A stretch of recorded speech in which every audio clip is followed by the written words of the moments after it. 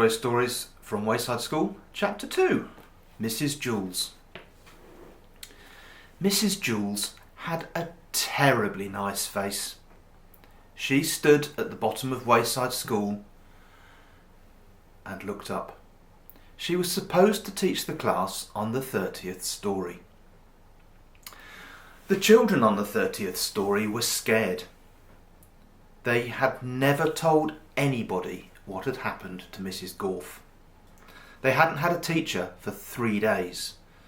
They were afraid of what their new teacher would be like. They had heard she'd be a terribly nice teacher. They had never had a nice teacher. They were terribly afraid of nice teachers. Mrs. Jules walked up the winding, creaking staircase to the 30th story. She was also afraid. She was afraid of the children. She had heard that they would be horribly cute children. She had never taught cute children. She was horribly afraid of cute children. She opened the door to the classroom. She was terribly nice. The children could tell just by looking at her. Mrs. Jules looked at the children. They were horribly cute. In fact, they were much too cute to be children. "I don't believe it," said Mrs. Jules.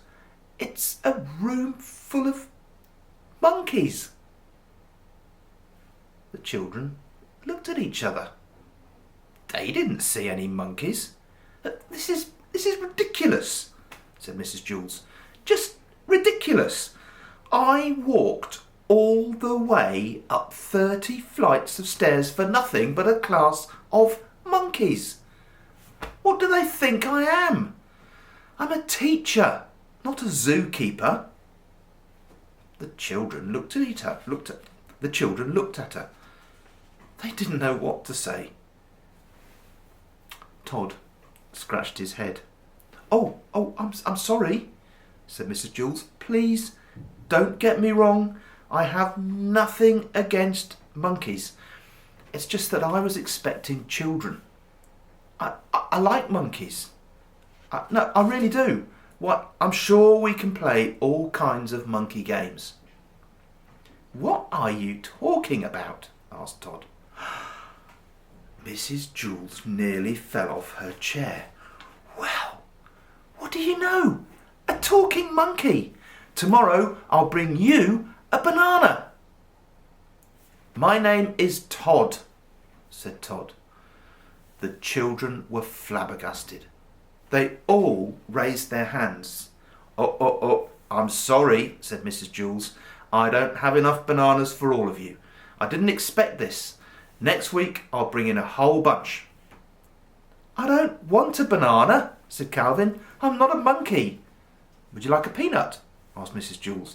I might have a bag of peanuts in my purse. Wait a second. Yes, here it is." "Thanks," said Calvin. Calvin liked peanuts. Alison stood up. "I'm not a monkey," she said. "I'm a girl. My name is Alison. And so is everybody else." Mrs. Jules was shocked. "Do you mean to tell me that every monkey in here is named Alison?" "No," said Jenny. "She means we are all children. My name is Jenny." No, said Mrs. Jules. "You're much too cute to be children." Jason raised his hand. "Yes," said Mrs. Jules. The chimpanzee in the red shirt."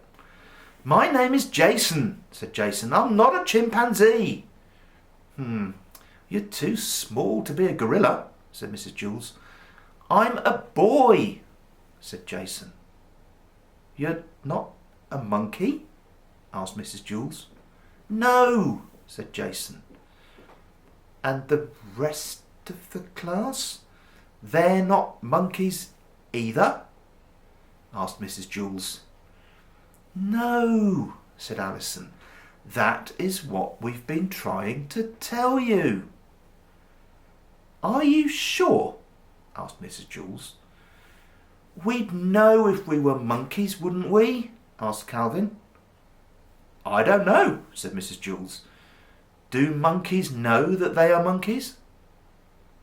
I don't know, said Alison. I'm not a monkey. No, I suppose you're not, said Mrs. Jules. OK, in that case we have a lot of work to do. Reading, writing, subtraction, addition, spelling. Everybody, take out a piece of paper. We'll have a test now.